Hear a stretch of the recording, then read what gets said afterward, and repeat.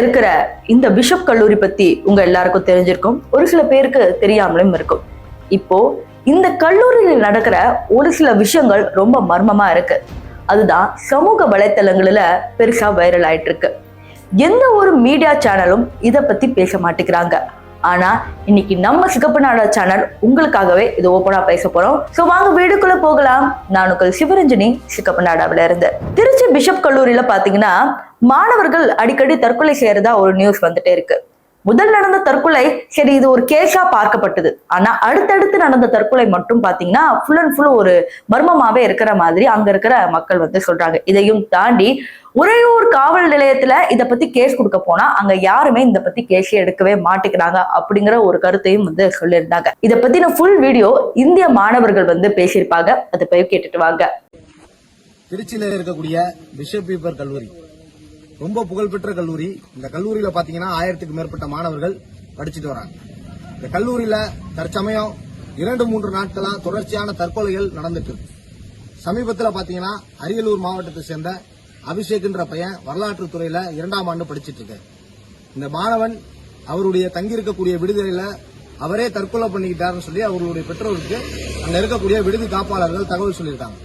அங்க இருக்க மாணவர்கள்ட்ட போய் நம்ம விசாரிக்கும் போது என்ன தெரியுது அப்படின்னா, முதல் நாள் இரவே அந்த மாணவனும் அந்த விடுதி காப்பாளருக்கும் இடையில வாக்குவாதம் ஏற்பட்டிருக்கு. அந்த விடுதி காப்பாளர் அந்த மாணவனை தரைக்குறைவான வார்த்தைகளை கூறி பேசியிருக்காரு. அதனால அந்த மாணவனுக்கு என்ன ஆச்சுன்னே தெரியல. விடிய காத்தால அந்த மாணவன் வந்து உயிரிழந்திருக்கலாம்னு சொல்றாங்க. அது மட்டும் இல்லாம அவர்களுடைய பெற்றோருக்கு தகவல் சொல்லி வர வச்ச நிர்வாகம் காலையிலிருந்து மாலை வரைக்கும் என்ன ஏதுனே கண்டுக்கல. மாலை கல்லூரியில இந்த மாதிரி ஒரு மாணவர் உயிரிழந்துட்டாரு அப்படின்னு சொல்லி பரவும் போது மாலை 5 மணிக்கு மேல காவல்துறைக்கும் பெற்றோரையும் கூட்டிட்டு போய் அந்த மாணவர் தற்கொலை பண்ணிக்கிட்டாருன்னு சொல்லி சொல்றாங்க. இந்த மரணத்துல பெற்றோருக்கும் சரி மற்றவங்களுக்கும் சரி எல்லோருக்கும் வந்து சந்தேகம் இருக்கு. இது சம்பந்தப்பட்ட உறையூர் காவல் நிலையத்துல பெற்றோர் புகார் கொடுக்க வரும்போது காவல்துறை அதிகாரிகள் என்ன சொல்லியிருக்காங்கன்னா, சந்தேக மரணம்னு கொடுத்தா அந்த பெட்டிஷனை நாங்க வாங்க மாட்டோம்னு சொல்லியிருக்காங்க. இது புகார் கொடுக்க வரும்போதே இது போல உறையூர் காவல்துறை சொன்னது வந்து நிர்வாகத்துக்கு ஆதரவா இருக்கிறத தெரிவிக்கிறாங்க. நாங்க இந்திய மாணவர் சங்கம் இதை வன்மையா கண்டிக்கிறோம். இதுக்கு இடையில சம்பந்தப்பட்ட பெற்றோர்கிட்ட இருந்து சங்கத்துக்கு கடிதம் எழுதி வாங்கியிருக்கோம். நாளைக்கு மாணவர்களையும் சம்பந்தப்பட்ட பெற்றோர்களுடைய உறவினர்களையும் வைத்து ஜிஹெச்ல மிகப்பெரிய போராட்டத்தை முன்னெடுக்க போறோம். இந்த போராட்டத்துக்கு பொதுமக்களுடைய ஆதரவையும் எதிர்பார்க்கிறோம். இதுபோல கல்லூரியில படிக்கக்கூடிய மாணவர்களுக்கு பாதுகாப்பு வேணும்.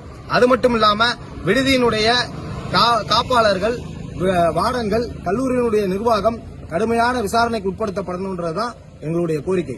இந்த மாதிரி பல இடங்களில மர்மமான இந்த தற்கொலைகள் நடந்துட்டு வர்றது ரொம்ப வாடிக்கையாவே இருக்கு. இத பத்தி எந்த மீடியாவும் பேச மாட்டேங்கிறாங்க அப்படிங்கிறது தெரியல. ஏதாவது ஒரு விஷயம் பெருசானதுக்கு அப்புறம் தான் அங்க மீடியா சுத்தி வளர்க்குறாங்களே தவிர இவங்கள மாதிரி ஆட்களுக்கு நியாயங்கள் கேட்க கொஞ்சம் தயங்குறாங்க.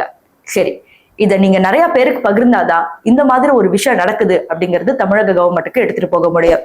தமிழக கவர்மெண்ட் இந்த வீடியோவை நீங்க பார்த்துட்டு இருந்தீங்கன்னா இவங்களுக்கு நியாயம் வாங்கி தரணும் அப்படிங்கிறது தான் எங்க சிகப்பு நாடாவோட ஒரு கோரிக்கையா இருக்கு.